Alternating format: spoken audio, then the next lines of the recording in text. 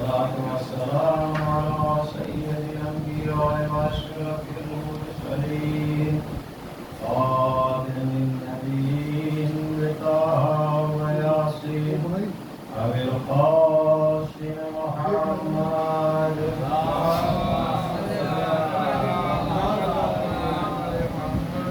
ثم الصلاة على أهل بيته الطيبين الطاهرين المعصومين المنتخبين المنتجبين المظلومين الغر الميامين ولعنة الله على أعدائهم وغاصب حقوقهم أجمعين. أما بعد فقد قال الله تبارك وتعالى وقوله الحق. بسم الله الرحمن الرحيم. والعصر إن الإنسان لفي خسر إلا الذين آمنوا وعملوا الصالحات وتواصوا بالحق وتواصوا بالصبر.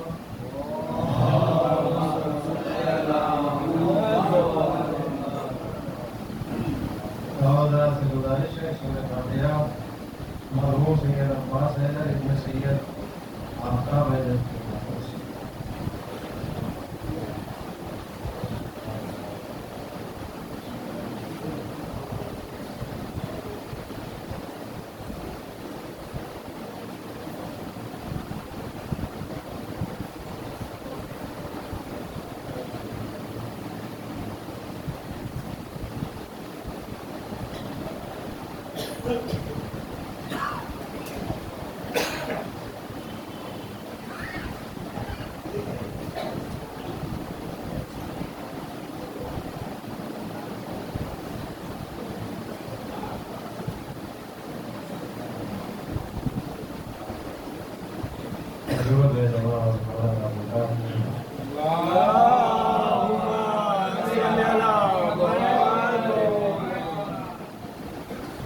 پہلے جو مجلسوں کا ٹائم رکھا جاتا تھا 9 بجے 9:30 بجے 10 بجے تاکہ لوگ آ جائیں. وجہ یہ ہوتی تھی کہ مسجدیں خالی رہتی تھی نمازیوں سے. اور ابھی ماشاءاللہ سے کافی ترقی ہوئی اس مسئلے میں بھی کہ مسجدیں آباد ہو گئی نمازیوں سے. تو دیکھا گیا کہ جب مسجد بھری ہے نماز کے وقت تو 8-9 بجے کے بجائے نماز کے بعد کی مجلس کا اعلان کیا ہے اور نماز کے بعد ہونے لگا. لیکن مومنین ایک ہوشیار ہیں، ان کو مجلس نہیں آنا اور نماز پڑھ کے بھاگ جائیں گے. ابھی مجمع 2 حصوں میں تقسیم ہو گیا. ایک وہ جو اپنے آپ کو صرف نمازی سمجھتا ہے اور ایک وہ جو اپنے آپ کو صرف عزادار سمجھتا ہے. جس طرح سے رسول کے بعد اسلام کو 2 حصوں میں تقسیم کر دیا گیا، یہ یوں کہا جائے کہ مسلمان 2 حصوں میں تقسیم ہو گئے. ایک قرآن لے کے بھاگ گیا اور ایک اہل بیت کو لے کے بیٹھ گئے. نتیجہ کیا ہوا؟ نہ ان کو کچھ ملا نہ ان کو کچھ ملا. کیونکہ یہ رسول کی گارنٹی تھی کہ 2 چیز چھوڑ کے جا رہا ہوں، دونوں کو لینا ہے اور دونوں مل کے حوض کوثر تک پہنچائیں گے. ایک ان کے پاس نہیں، ایک ہمارے پاس نہیں. نتیجہ یہ ہے کہ نہ ان کو حوض کوثر تک جانے میں کوئی گارنٹی ہے رسول کی اور نہ ہم کو. ابھی سیم یہی حال جو ہے وہ اس کا مسجد و نماز کا ہو گیا. کچھ جو ہے پکے نمازی ہو گئے، نوافل بھی نہیں چھوڑیں گے، نماز شب بھی نہیں چھوٹے گی، لیکن مجلس میں نہیں بیٹھ پائیں گے. وہ ساری دقت یہاں پر آئیں گے. اور کچھ یہ ہے کہ مجلس میں تو آ جائیں گے لیکن نماز 2 رکعت پڑھنے کی فرصت نہیں ہے. میں کچھ اور سوچ کے آیا تھا کہ یہی حالت کم و بیش ہر جگہ ہے. تو میں نے ایک چھوٹے سے سورے کی تلاوت کی ہے جس کو قبلہ نے نماز عشاء کی پہلی رکعت میں جس کی تلاوت فرمائی. بڑا آسان سا سورہ ہے, بچے یاد کر لیتے ہیں آرام سے, اور ہم بھی پڑھ کے سرسری گزر جاتے ہیں. جبکہ اللہ نے پورا اسلام, پورا دین اور ہماری پوری زندگی ایک چھوٹے سے سورے میں سمیٹ کے رکھی. ارشاد ہو رہا ہے بسم اللہ الرحمن الرحیم والعصر ان الانسان لفی خسر. عصر کی قسم. دیکھیں قسم کب کھائی جاتی ہے یا کس کی کھائی جاتی ہے قسم؟ ہم آپ قسم تب کھاتے ہیں کہ جب سامنے والا یقین نہیں کرتا اور وہ تھوڑا تذبذب اور شک کی حالت میں رہتا ہے, پتہ نہیں صحیح بول رہے ہیں نہیں بول رہے ہیں, تو وہ فوراً اللہ کی قسم, رسول کی قسم, امام حسین کی قسم. اچھا ایک بات آپ نے دھیان دیے, کائنات کا خالق اللہ ہے, بے دھڑک لوگ جھوٹ بات پہ بھی قسم اللہ کی کھا جاتے ہیں, اور خالق مجازی ماں باپ ہے, کہنے پر بھی لوگ ماں باپ کی قسم نہیں کرتے. خالق کی قسم سب کھا جائیں گے, کبھی کبھی جھوٹ بھی, لیکن والدین کی قسم سچ بات میں بھی نہیں کھائیں گے اور کہنے کے بعد بھی نہیں کھائیں گے. یعنی ہم نے مزاج یہ بنا رکھا ہے کہ خدا کی حیثیت اور اہمیت ہمارے والدین کے برابر بھی نہیں ہے. دیکھیں ہم زبان سے کچھ کہیں, عمل ہمارا کچھ اور بتا رہا ہے. میں عمل کی بات کر رہا ہوں. اللہ قسم کب کھاتا ہے, یہ تو ہمارا مزاج ہو گیا.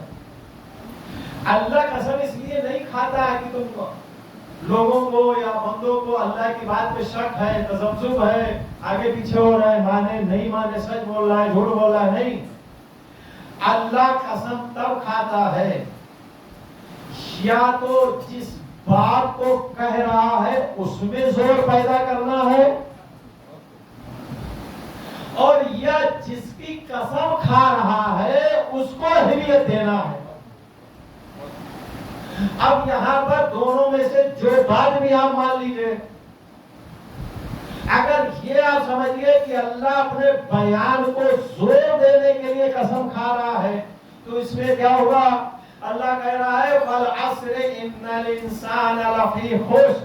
عصر کی قسم, بے شک انسان گھاٹے میں ہے.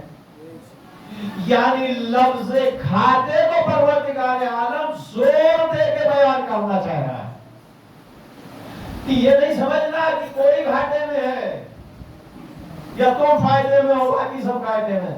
نہیں, اللہ نے ایک کلی اور ایک عام بات کہی والعصر. اچھا آپ دیکھیں, ایک نہیں دو تاکید. پہلی قسم کھا کے بیان کر رہا ہے اور دوسری تاکید اننا, بے شک, یعنی شک و شبہے کی کوئی گنجائش نہیں ہے. سب سے پہلے یہ کہ کلام الہی میں شک نہیں. دوسرے اللہ قسم کھا کے کہہ رہا ہے, کلام اور وزنی ہو گیا. پھر اللہ نے لفظ انا کا استعمال کیا, بے شک. اس کا مطلب یہ ہے کہ اب کلام اتنا وزنی ہو گیا ہے کہ تم اس کے وزن کا اندازہ نہیں لگا سکتے, اس کی اہمیت کا اندازہ نہیں لگا سکتے. پروردگار عالم کیا بات بتانا چاہ رہا ہے. اب اگر دوسرا پہلو لے لیا جائے کہ جس کی قسم کھا رہا ہے اس کو اہمیت دینا چاہ رہا ہے, تو اللہ نے یہاں پر کسی انسان کی قسم تو کھائی نہیں. دیکھیں اللہ کے بعد کائنات میں اگر دوسرے نمبر پہ کوئی مخلوق ہے تو رسول ہے. تو اللہ اگر قسم کھاتا تو رسول اللہ کی کھاتا, مولا علی کی کھاتا, بی بی فاطمہ زہرا کی کھاتا, حسنین کی کھاتا. کیوں؟ اس لیے کہ یہی وہ ذوات گرامی ہے کہ جو خدا کے بعد ہے, کائنات سے افضل ہے, خدا کے بعد ہے. تو اب کائنات سے افضل جو چیز ہو اس کی کم سے کم خدا کو قسم کھانا چاہیے. نہیں، اللہ نے قسم کس بات کی کہی؟ والعصر، عصر کی قسم. اب عصر کیا ہے؟ آپ تو نمازیں پڑھتے ہیں، اچھے سے نام یاد ہے؟ فجر، ظہر، عصر، مغرب، عشاء. تو عصر جو ہے یہ ایک وقت کا نام ہے. عصر کی قسم، انسان گھاٹے میں. اب آپ ذرا جناب آدم سے لے کر اور خاتم المرسلین تک ایک دورہ کر لیجئے تاریخ کا، کہ آدم سے لے کر آخری نبی تک کوئی ایسا وقت گزرا ہے کہ عصر کے وقت کچھ خاص ہوا ہو. بھئی میں نے تاریخ انبیاء بھی دیکھی ہے اور رسالت مآب کی حیات طیبہ بھی دیکھی. مجھ کو کہیں ایسا نہیں لگا کہ کسی نبی کے زمانے میں عصر کے وقت کوئی اتنا بڑا حادثہ یا واقعہ ہوا ہو کہ پروردگار عالم جس کی قسم کھا رہا ہے اگر تاریخ میں عصر کا وقت مشہور ہوا ہے تو سن 61 ہجری میں ہوا ہے. پروردگار عالم نے سن 61 ہجری روز عاشور امام حسین کے عصر کے وقت کی قسم کھا کے ساری کائنات کو یہ بتا دیا کہ سب انسان گھاٹے میں ہے سوائے اس کے کہ جس کے پاس حسین ہو یا جو حسینی ہو جائے. مرتبہ درود بھیجے محمد و آلہ.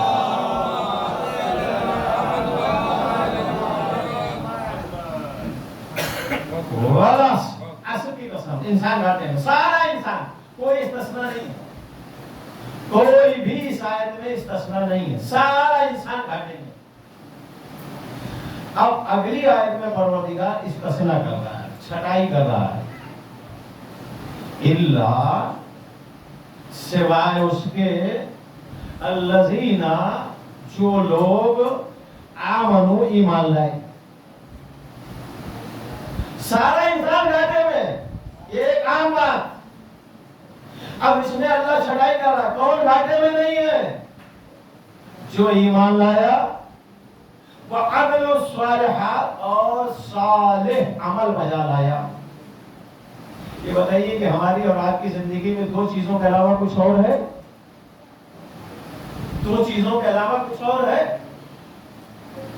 جب ہم لوگ بچوں کو پڑھاتے ہیں تو کیا پڑھاتے ہیں؟ کلمے کے فوراً بعد اصول دین، فروع دین. اصول دین کیا ہے؟ دین کی جڑیں، بنیاد 5 ہے. فروع دین کیا ہے؟ دین کی شاخیں، تنے 10 ہیں. یعنی اللہ نے اسلام کا ایک پیڑ بنایا، ایک درخت بنایا، اس میں 5 جڑیں رکھی، 5 شاخیں رکھی، 5 جڑیں اور 10 شاخیں رکھی.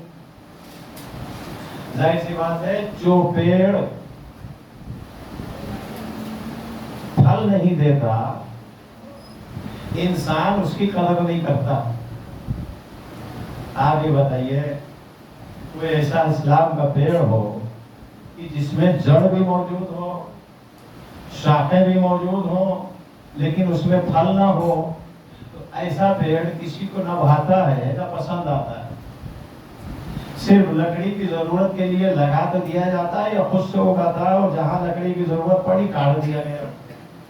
لیکن جو پھلدار درخت ہے وہ نسل چلتے رہتے ہیں. دادا نے لگایا تھا آم کا پیڑ، بڑا میٹھا ہے، دادا نے بھی کھایا، بعد میں بیٹے نے بھی کھایا، بعد میں پوتے نے بھی کھایا، اور اگلی نسل کے لیے ابھی کھڑا بھی ہے. سمجھے آپ؟ تو کوئی بھی درخت ہوا اس میں صرف جڑیں نہیں ہوتی، اس میں صرف شاخیں نہیں ہوتی، بلکہ اس میں پھل بھی ہوتا ہے.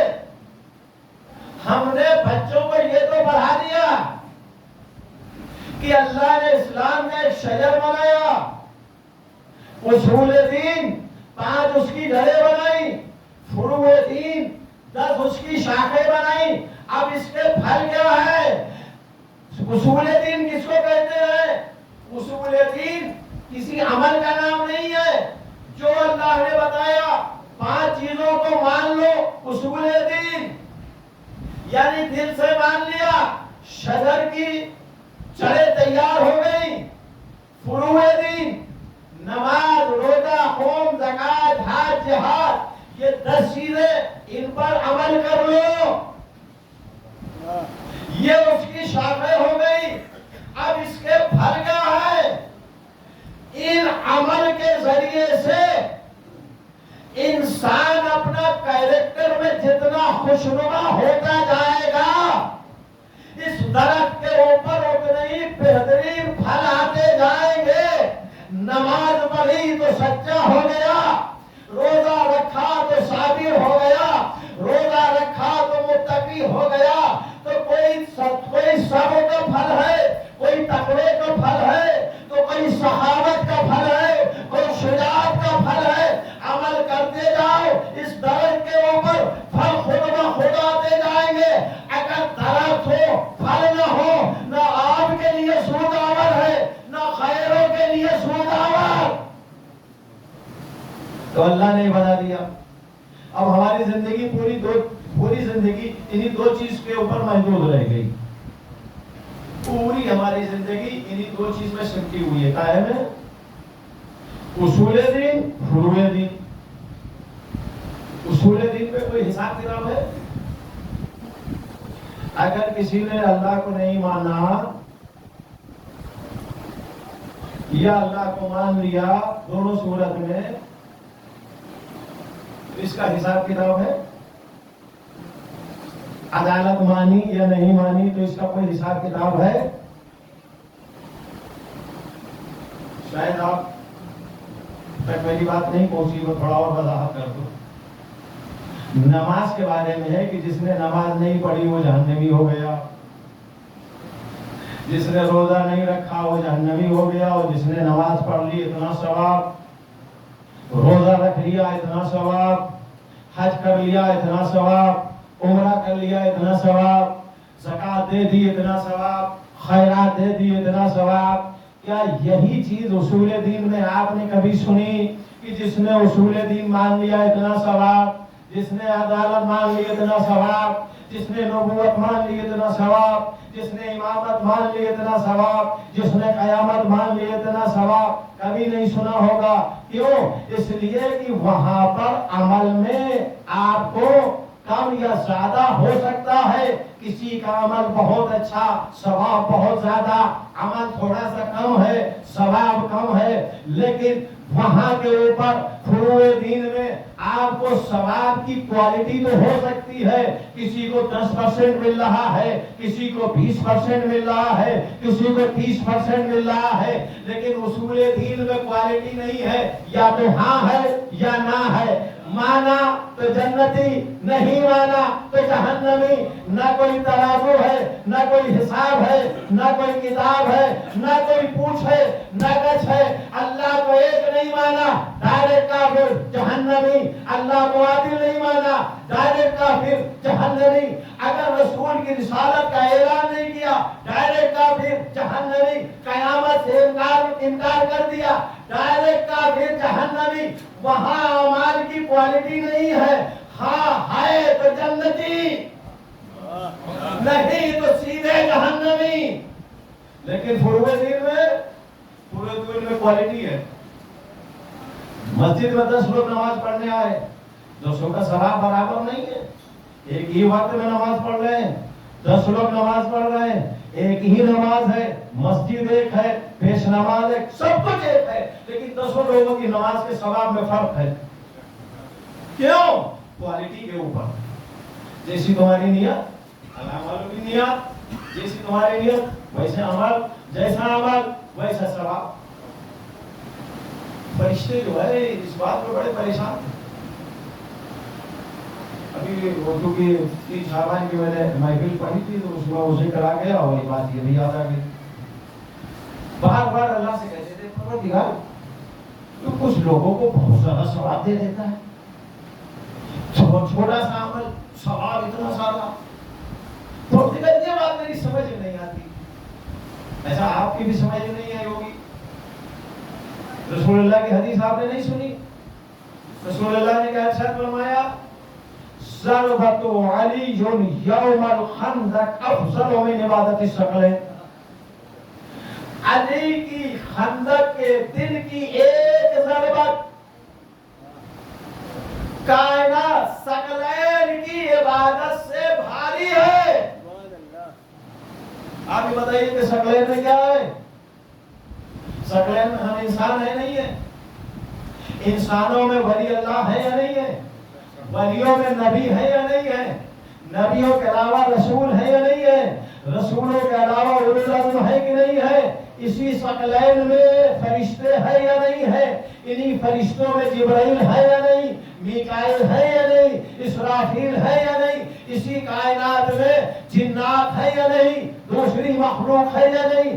اللہ نے یہ نہیں کہا انسانوں سے افضل، یہ نہیں کہا ملائکہ کی عبادت سے افضل، یہ نہیں کہا جن و انس ملا کے عبادت سے افضل، ثقلین سے افضل.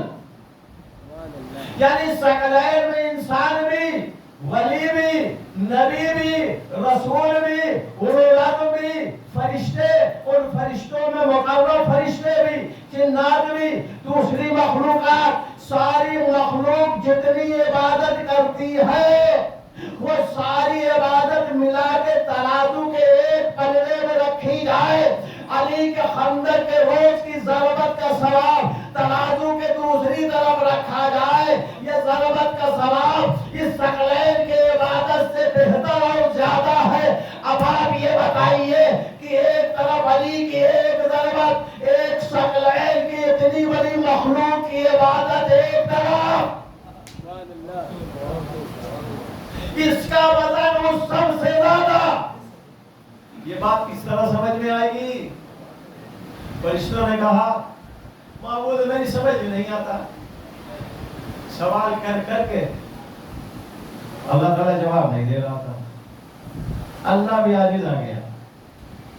نعوذ باللہ، اللہ کے عاجز ہی نہیں ہے. یہ محاورتاً ایک بات کہتے ہیں، اتنا سوال کیا کہ ہم تھک گئے، ہم پریشان ہو گئے. اس طرح کے جو جملے استعمال کرتے ہیں اس جو اس میں معنی میں نے استعمال کیا، ورنہ اللہ نے عاجزی کہا ہے.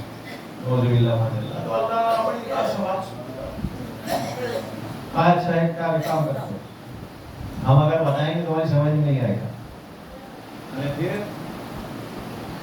پھر اپنی آنکھ سے جا کے دیکھ لو، تمہیں سمجھ میں آ جائے گا. پروردگار کیسے؟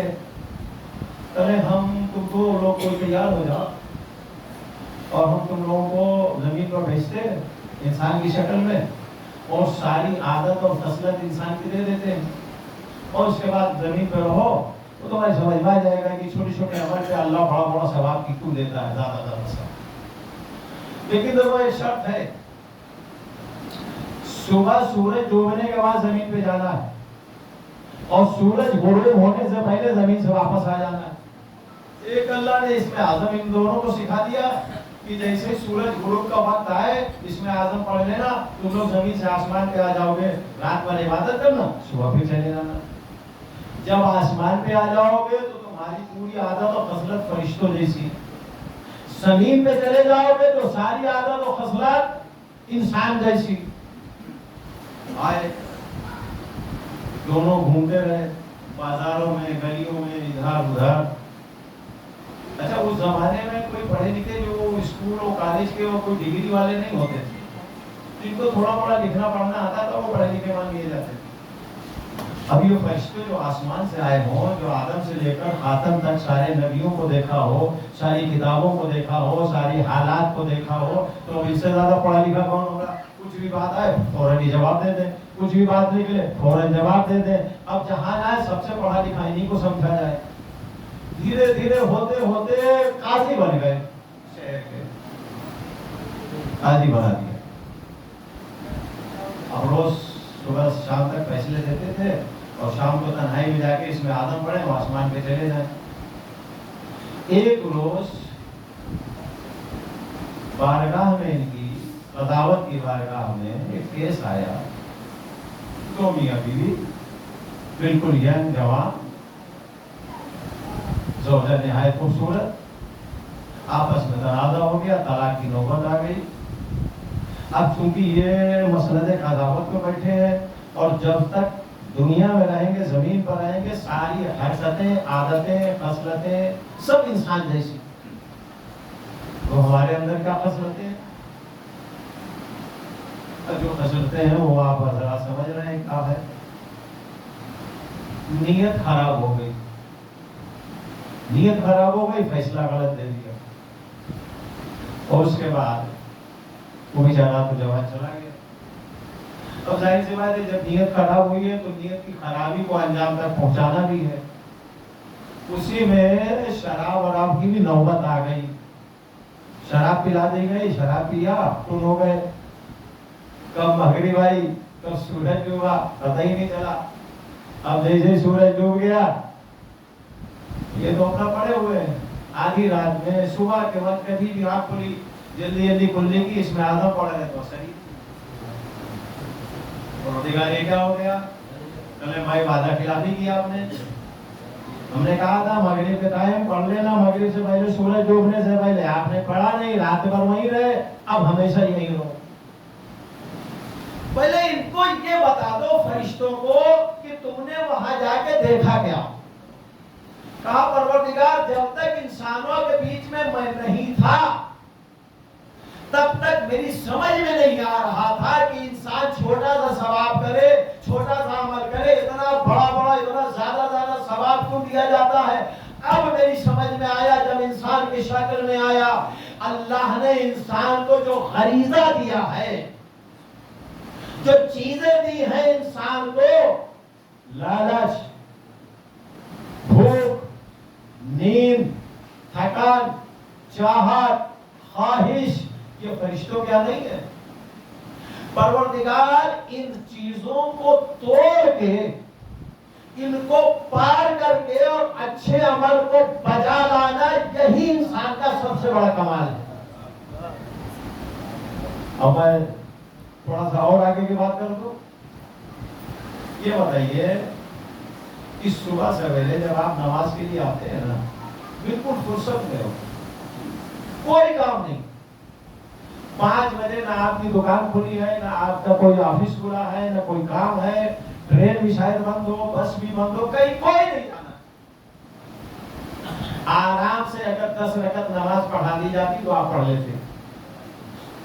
ارے جب دن میں، دوپہر میں، بھوک میں، دکان بھی ہے، کام بھی ہے، ڈیوٹی بھی ہے، آفس بھی ہے، سب کچھ ہونے کے بعد اللہ نے 8 رکعت دے دی، تو صبح کے وقت بالکل فرصت میں انسان تھا. اگر 10 رکعت نماز پڑھا دی جاتی تو کیا مشکل تھی، آرام سے انسان پڑھ لیتا.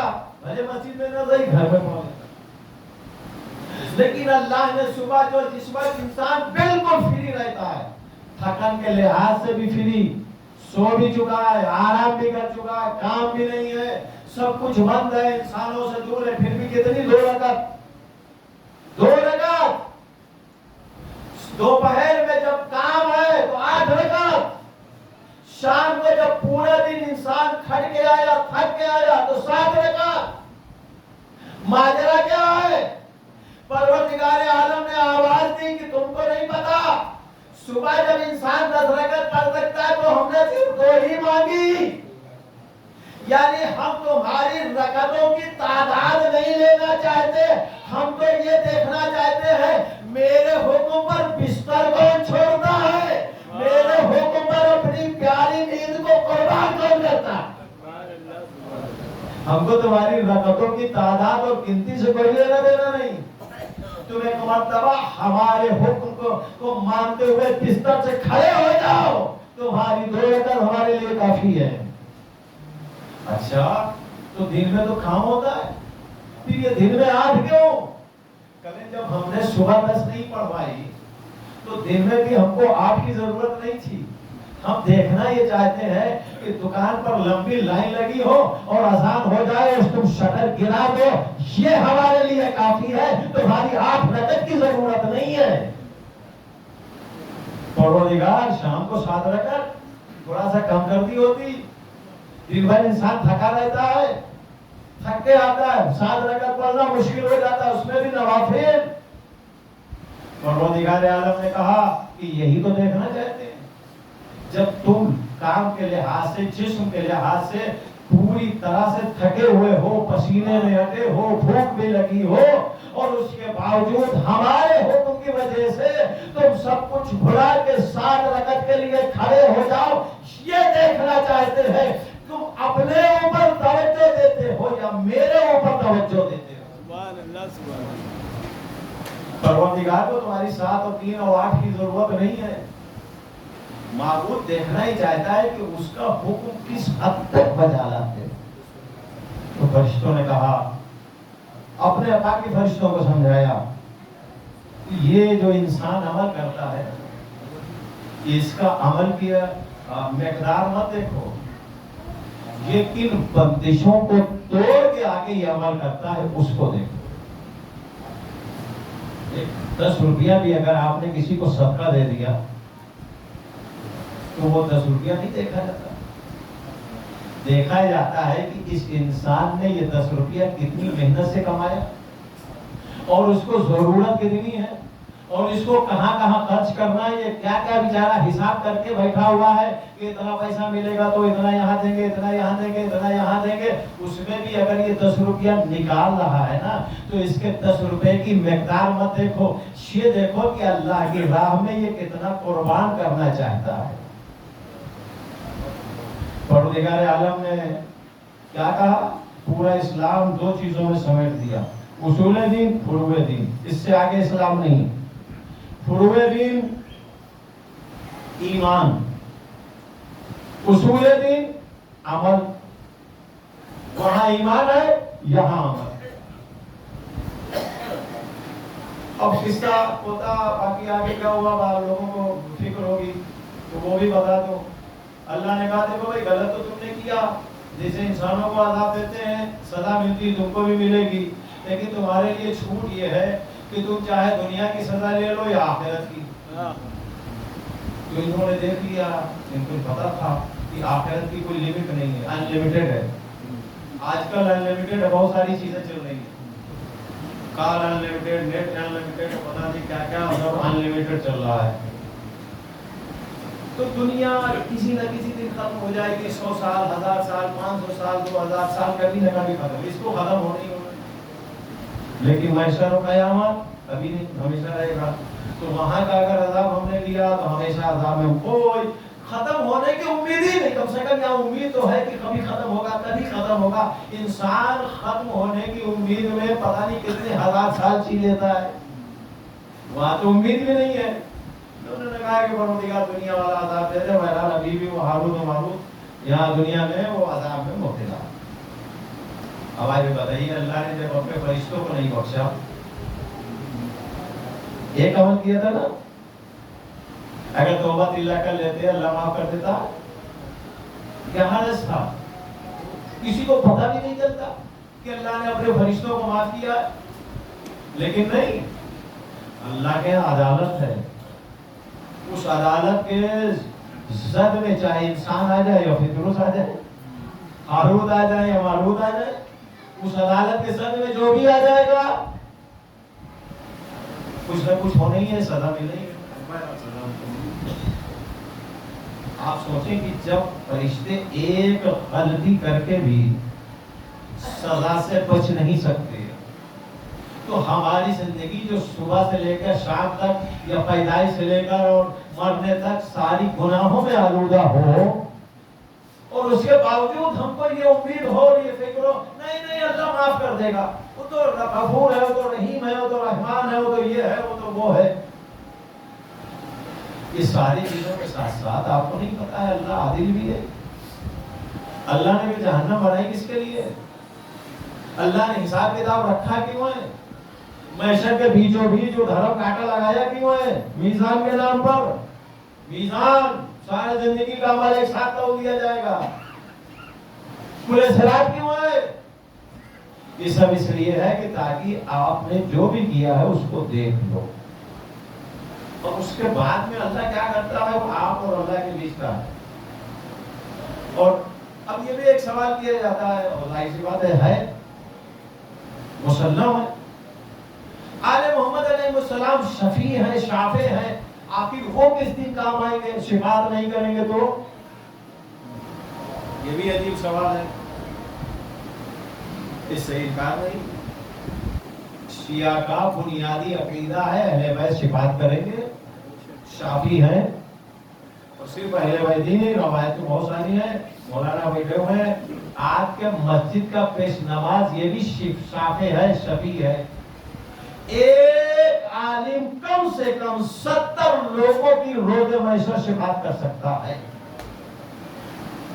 اسی لیے کہا جاتا ہے کہ کبھی کبھی بھولے پڑ کے مسجد میں جا کے نماز پڑھ لیا کرو، مولانا کو شکل دکھا دیا کرو، اس لیے کہ روز محشر میں جو ہو سکتا ہے سب چھوڑ دیں، تو آخر مولانا کے پاس چلے جانا، کہ آپ کے پیچھے کبھی کبھی نماز پڑھنے آتے تھے، شکل یاد ہے نا آپ کو؟ ہاں یاد ہے۔ مولانا سب نے ساتھ چھوڑ دیا، تھوڑا سا کم پڑ رہا ہے، ذرا سا آپ کہہ دیجیے۔ ہو سکتا ہے بھائی مولانا منظور صاحب ایسے ہوں تو 70 کے 140 کا شفاعت کروا دیں، ایک بیچارے اتنے رحم دل آدمی ہے۔ ایک درود بھیجے محمد والے محمد۔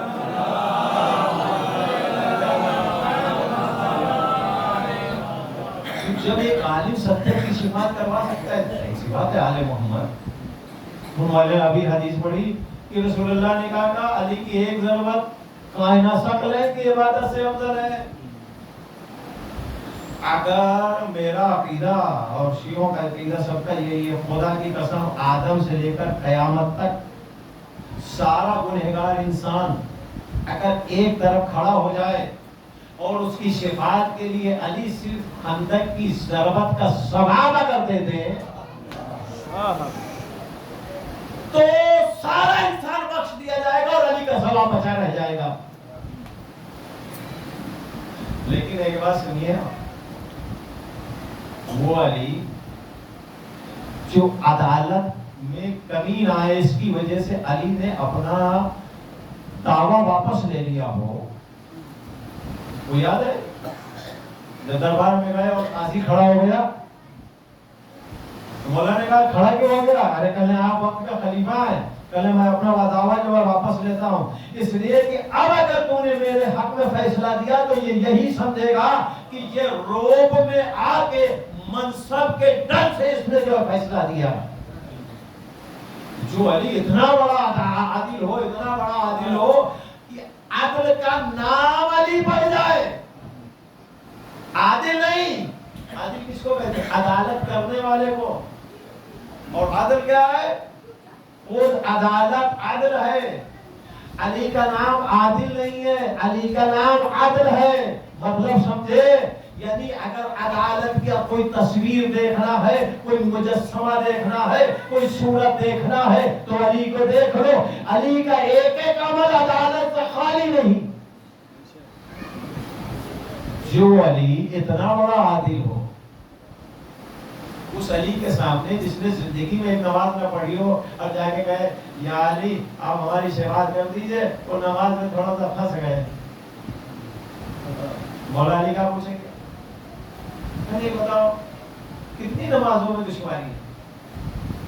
اگر آپ نے کہا کہ 4-6 نماز کا مسئلہ ہے، ایک ہفتے کی نماز کا مسئلہ ہے، مہینے بھر کی نماز کا مسئلہ ہے، سال بھر کی نماز کا مسئلہ ہے، تو ایک مرتبہ یہ سوچیں کہ ہاں بھائی بات تو صحیح ہے، 60 سال کی زندگی میں ٹوٹل ملا کے سال بھر کی اس کی نمازیں اگر رہ گئی ہیں، مصیبت میں، بیماری میں، پریشانی میں، سفر میں، پروردگار چھوڑ دے، اتنا ہمارا عمل لے لے، وہ ضرورت والا اس کو بات کر پار کر ہو گئی شفاعت۔ لیکن ایک شخص گیا علی کے پاس، یا علی شفاعت کر دیجئے، بولے مسئلہ کہاں اٹکا؟ کہے نماز میں، بولے کتنی باقی؟ کہے ایک بھی نہیں پڑھی، زندگی کی ساری باقی، یہ بتاؤ اللہ سے پہلے کیا علی غضبناک نہیں ہوں گے؟ ارے بندے خدا، کبھی مجھ کو مولا سمجھ کے 2 رکعت نماز پڑھ لی ہوتی، تیرا آقا اور مولا ایک رات میں 1000 رکعت نماز پڑھتا تھا۔ جس کا مولا ہر رات 1000 رکعت نماز پڑھے، اس کا چاہنے والا 2 رکعت نماز بھی لے کے نہیں جا رہا ہے۔ ایک آدمی گیا روزے محشر، مولا پھنس گئے، شفاعت کر دیجئے۔ آپ تو شفیع ہے، شفاعت کرنے کے لیے اللہ نے آپ کو رکھا ہے۔ کہنے کہاں پھنسے؟ بولے روزے میں۔ कभी कितने रोजे बाकी, सब लटक गया। रमजान में मुंह में गुटखा और पान भर के घूमते थे, एक रोजा भी नहीं रखा परवरदिगार। और अगर कोई कहते रोजा वो रखे जिसका खाने का ना हो। ये बड़ा हमारे यहाँ मशहूर है, हमारा रोजा हो रखे जिसका खाने का ना हो, मरेगा खाने का नहीं। जाली एक को नहीं, मौलवी कहा गए तुमने हमारा कौन नहीं सुना था। मुझको सर्दियों का सुबह का वजू पसंद है और गर्मियों के रोजे पसंद है। जो अली गर्मियों का रोजा पसंद करता हो और उसका चाहने वाला रोजे महशर अली के पास बिना रोजे के जाए और उम्मीद ये करे अली शिफात करेंगे। हमारे जो अदालत अल्लाह के पास है वही अदालत अली के पास भी है, ये आप समझ लीजिए। तो शिफात का मतलब ये है कि लड़खड़ाओ तो कोई सहारा दे दे। शिफात का मतलब ये नहीं कि पैर ही टूटा और कोई टांग के लेके चला जाए। तो कुछ साथ में रहे कि कम से कम बात करने में शर्मिंदगी ना हो। मौला इतनी बड़ी जिंदगी थी, कुछ गफलत में, कुछ सोने में, कुछ सफर में, कुछ बीमारियों में, कुछ परेशानियों में, कुछ आजादियों में, इतनी नमाजें रह गई है। मौला इसके लिए शिफात कर दे। अरे मौला तो छोड़ो, मौला अपने घर का एक आम बच्चा भी अगर भेज देगा तो शिफात हो जाएगी। और मौला के पास जाने की जरूरत नहीं है, आपकी मस्जिद का पेश नमाजी आपकी शिफात कर देगा। लेकिन जब पूरा ही आमानामा खाली हो और बिल्कुल ब्लैंक हो तो भैया ब्लैंक चेक भरने के लिए कोई आपको रोजे महशर में मिलने वाला नहीं है। एक बार जरूर भेजे मोहम्मद वाला।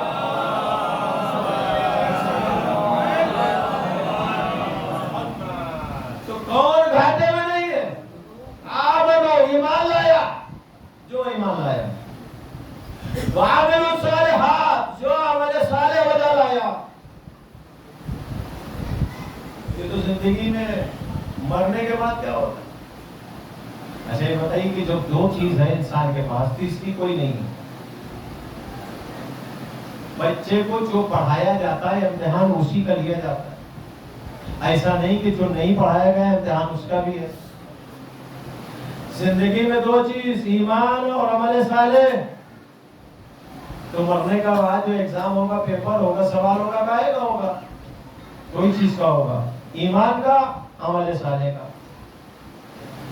दो ही पेपर है भैया, तीसरा नहीं है। इतनी बड़ी जिंदगी है, क्या दो पेपर की तैयारी नहीं कर सकते? एक ईमान, एक अमल सालेह। ईमान में कुछ करना नहीं है, जो भी है दिल के अंदर रख लो। अमल सालेह में 10 चीजें हैं, कुछ साल भर में है, कुछ जिंदगी भर में है, कुछ आपके ऊपर है ही नहीं। ले दे के एक नमाज बचती है, 10 में एक नमाज। अच्छा अल्लाह ने भी आपके लिए बड़ी छूट भी दी है, जिसके लिए आपको कोई जहमत नहीं करना है, ना उठी बैठी लगाना है, ना पैसा खर्च करना है, ना जहमत, ना मेहनत, मशक्कत, कुछ नहीं। उसूल दी अल्लाह ने क्या किया, मरने के बाद उसका हिसाब किताब क्लोज कर दिया, बंद। उसका रजिस्टर बंद हो गया, सील मोहर लग गई, वो अल्लाह के उसमें चला गया खजाने में। अब वो रोजे महशर निकाला जाएगा, उससे पहले नहीं। लेकिन हमारे साले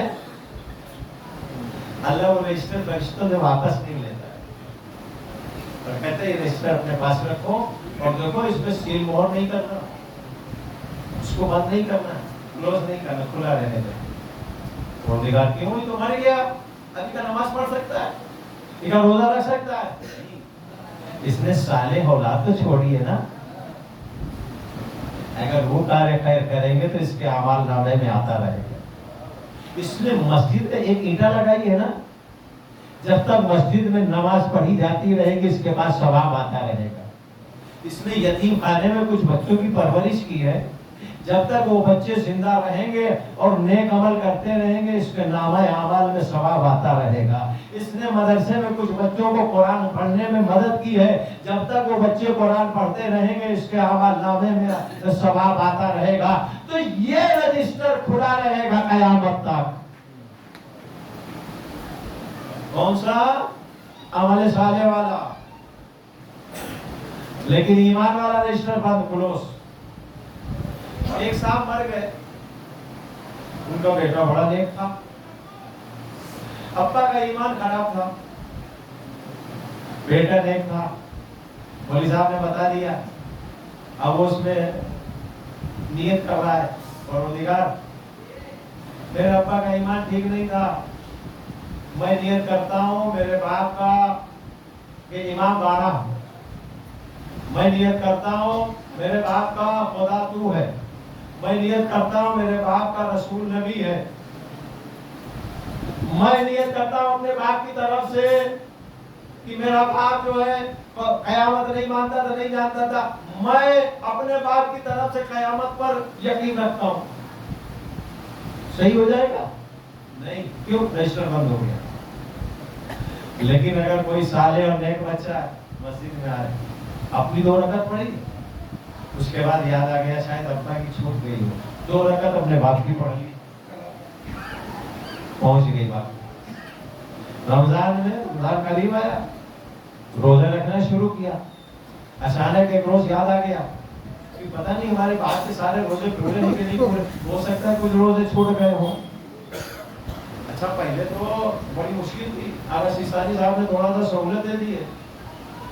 پہلے تو روزے کے بدلے اگر کوئی مر گیا تو روزہ ہی رکھنا ہے، چاہے خود رکھو چاہے پیسہ دے کے کسی کو رکھاؤ.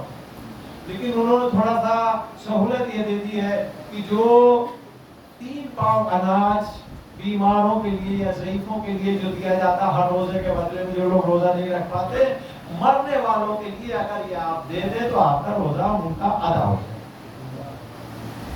تو اور زیادہ سہولت ہو گئی. 22.5 کلو گیہوں، 22.5 کلو چاول، کچھ دونوں میں سے دے دو، باپ کے اماں کے پورے رمضان کا روزہ ادا. آپ بتائیے کتنی آسان بات ہے، اس سے آسان سہولت ہو سکتی ہے؟ ایک غریب کا بھلا ہو گیا، 15-20 دن کا اس کا جو ہے راشن بھی نکل آیا، اور آپ کے باپ کا پورے مہینے کا پورے سال کا روزہ بھی ادا ہو گیا. یہ رجسٹر اللہ نے کھول کے کتنا بڑا کرم کیا ہے آپ کے اوپر. لیکن آپ کو بھی دیکھنا ہے، یہ کرم تبھی سمجھ میں آئے گا جب آپ اس کا کچھ حساب کتاب چھوڑ کے جائیں گے. بھائی صاحب اگر بینک میں 1,00,000-2 لاکھ روپیہ نہیں جمع کیا ہے تو آپ کو اس کا بینیفٹ کہاں سے ملے گا؟ تو پہلے بینک میں جمع کرو گے تب نہ ریٹرن ملے گا 10,000 روپیہ مہینہ جس سے آپ اپنا بڑھاپا سنبھال لو. یہاں تو کچھ نہیں بھیجا، جو بھی ملا شراب میں، کباب میں، کھانے میں، پینے میں، عیش میں، عیاشی میں، گاڑی میں، گھوڑے میں، مکان میں، سب میں خرچ کرتے رہے. بچوں کی پڑھائی میں کمی نہیں کی، خوب پیسہ دیا، اچھا ڈریس بنوایا، اچھا اسکول، اچھا کالج، اچھا ٹیوشن، اچھا سب کچھ. انگلش میڈیم پڑھ کے وہ ڈاکٹر بن گئے. جیسے ہی ڈاکٹری ملی تو ان کو لات مار کے بھاگ گئے، نماز کے نہیں، روزے کے نہیں، تمہارے سورے فاتحے کے نہیں، ابا کم مرے دفع کرنے بھی نہیں آئے. کیا ملا تم کو؟ بھائی یہ بتاؤ وہاں کے لیے بھی تو آپ کو کچھ فکس ڈپوزٹ کر رہا ہے کہ نہیں کر رہا ہے؟ اگر فکس ڈپوزٹ کرو گے تو ریٹرن ملے گا. اگر بینک کا پورا جو ہے وہ اس میں مائنس میں چل رہا ہو تو بینک دینے کے بجائے جب بند کروانے جاؤ گے کھاتا تو الٹا اور وہ جرمانہ لے لیتے ہیں. اتنے آپ کے اوپر چڑھا اس لیے کہ کھاتا جو ہے مائنس میں چل رہا ہے، اور وہ بھی ایسی جگہ کہ جہاں پر کوئی آپ کو پہچاننے والا نہیں، کسی کے جیب میں بھی ایکسٹرا پیسہ نہیں، روپیہ نہیں، عمل نہیں، کچھ بھی نہیں کہ جو آپ کو ریٹرن دے دے. اچھا یہ بتائیے روزے محشر جو آپ نے سنا ہے نا کہ وہاں کوئی کسی کو نہیں پہچانے گا، باپ کو، باپ بیٹے کو، بھائی کو، ماں جو ہے بیٹی کو، بچوں کو، کوئی کسی کو نہیں پہچانے گا. پتہ ہے کیوں؟ اسی لیے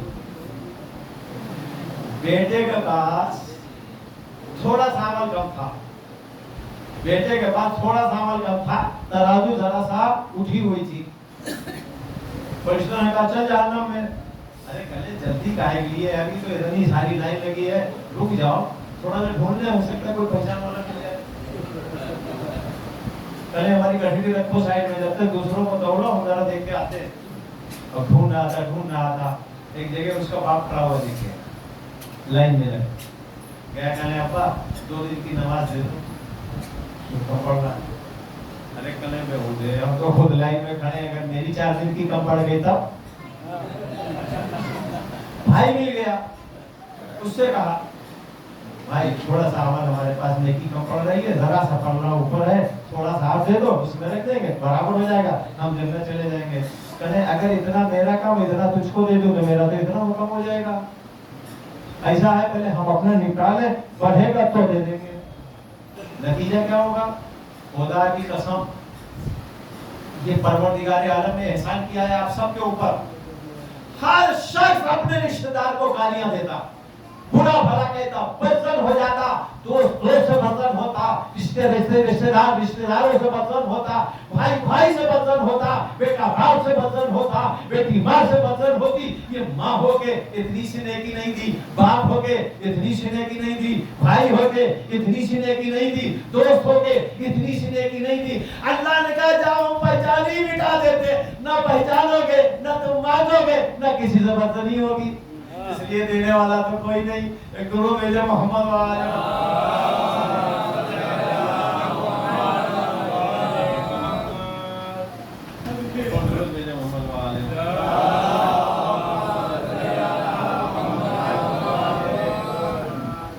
یہ 2 چیز یاد رکھیں, وقت ہو گیا, بعد میں پورا 2 چیز, تیسری چیز نہیں.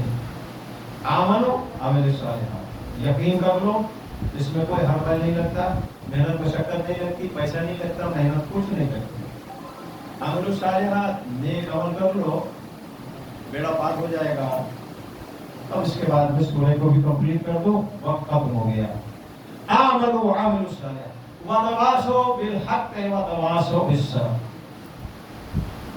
وہ لوگ گھاٹے میں ہیں, سب گھاٹے میں. کون گھاٹے میں نہیں ہے؟ ایمان لائے, عمل صالح میں. اور تیسری چیز وتواصوا بالحق, وہ لوگ جو حق کی وصیت کرتے ہیں, وہ لوگ جو صبر کی وصیت کرتے ہیں. اب چونکہ وقت نہیں رہا کہ تفسیروں میں میں جاؤں تو 2 جملے میں بات ختم کر دیں. حق کا مطلب کیا ہے؟ نماز کی وصیت, روزے کی وصیت, خمس کی وصیت, زکات کی وصیت, کس چیز کی وصیت؟ یہ سب چیز حق ہے نہیں. مفسرین نے باقاعدہ یہاں پر لکھا ہے حق سے مراد نماز, روزہ, خمس, زکات یہ سب نہیں ہے. نماز حق سے مراد ہے ولایت علی ابن ابی طالب.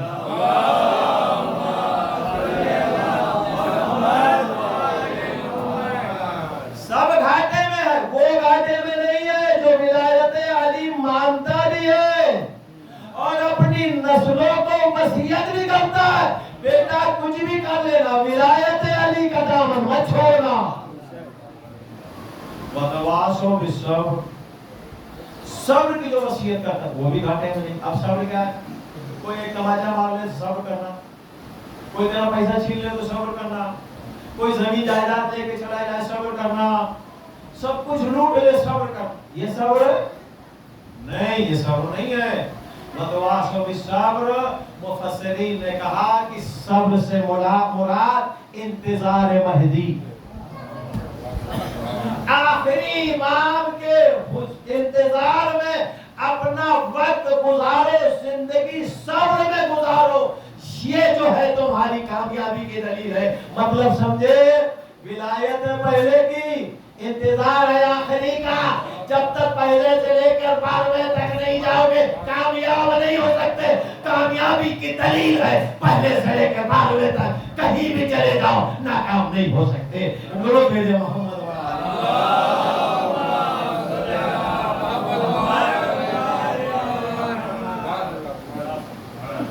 40ویں کی مجلس ماشاءاللہ سے اتنے لوگ آئے. اس لیے آئے کہ اپنی حاضری درج کروا.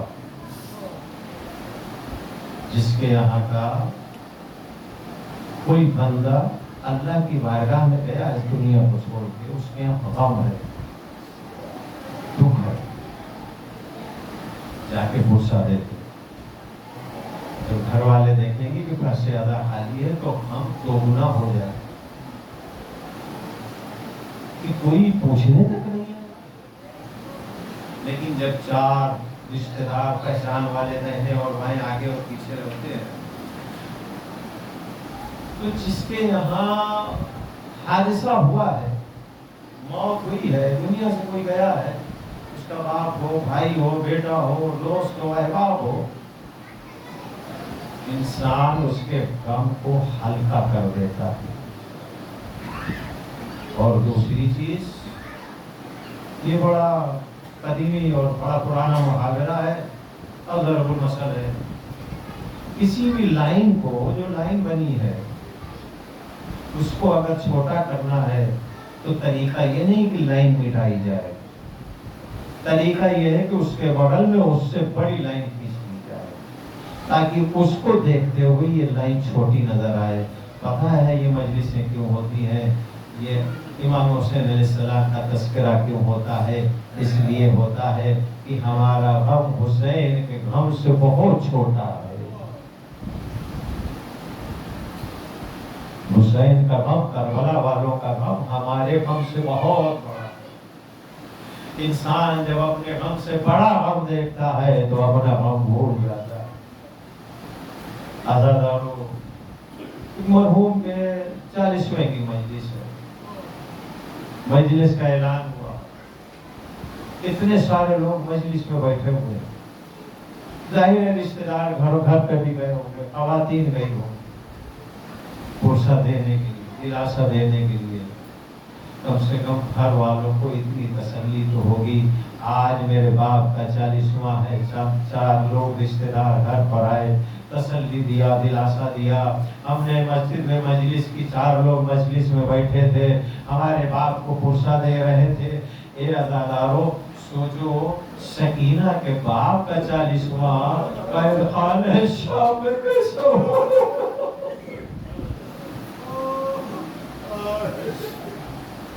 عزادارو، جب حسین کا 40واں تھا تو کیا یہی خواہش زینب و سکینہ کو نہیں ہوگی؟ آج اگر کسی کی بیٹی، کسی کا باپ چلا جاتا ہے، اس کی بیٹی کی خواہش کیا ہوتی ہے؟ میرے باپ کا 40واں دھوم دھام سے ہو. رات بھر بیٹیاں سوتی نہیں ہے، اگلے دن کی تیاریاں کرتی ہے. کوئی برتن صاف کر رہا ہے، کوئی کھانے کا انتظام کر رہا ہے، کوئی مہمانوں کا انتظام کر رہا ہے. کل باپ کا 40واں ہے، مہمان آئیں گے.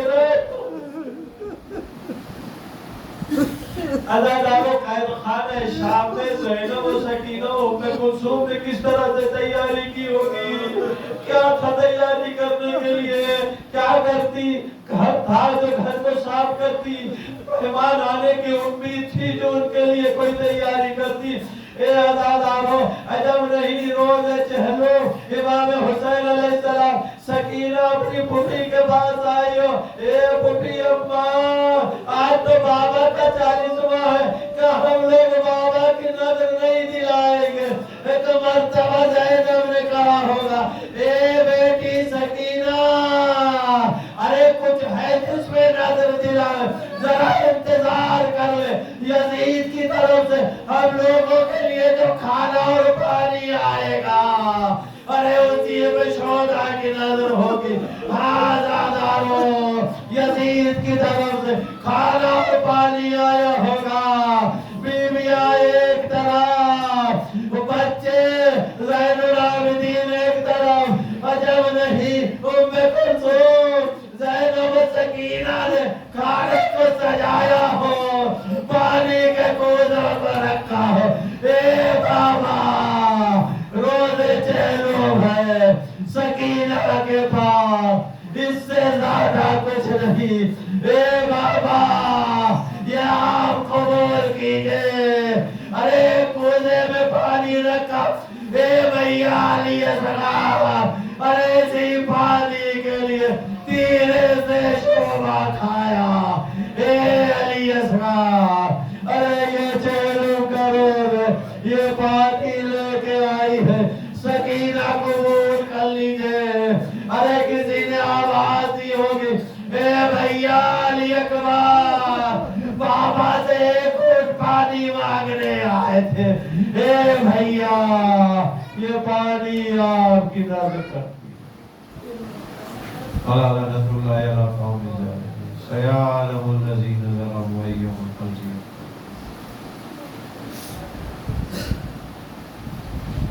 اور دیگر عالم دیکھتے جائے گا وابی ہو مالی ہو معبود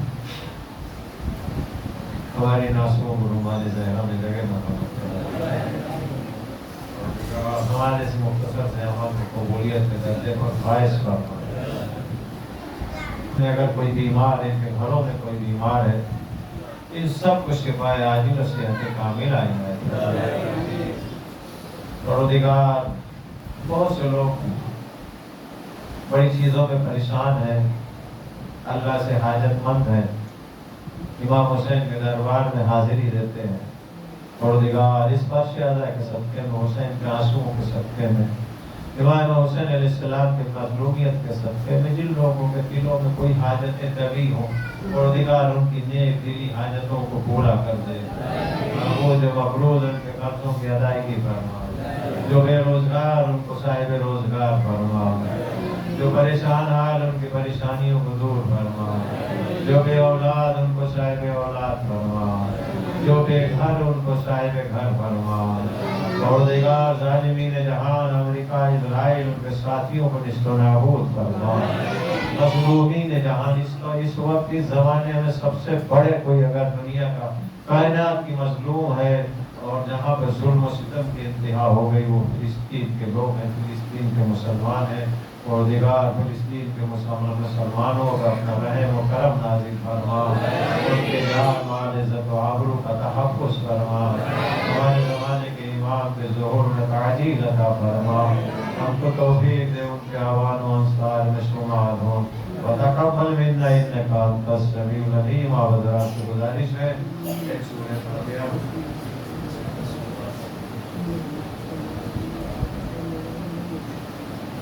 مرحوم سید عباس حیدر ابن سید آفتاب حیدر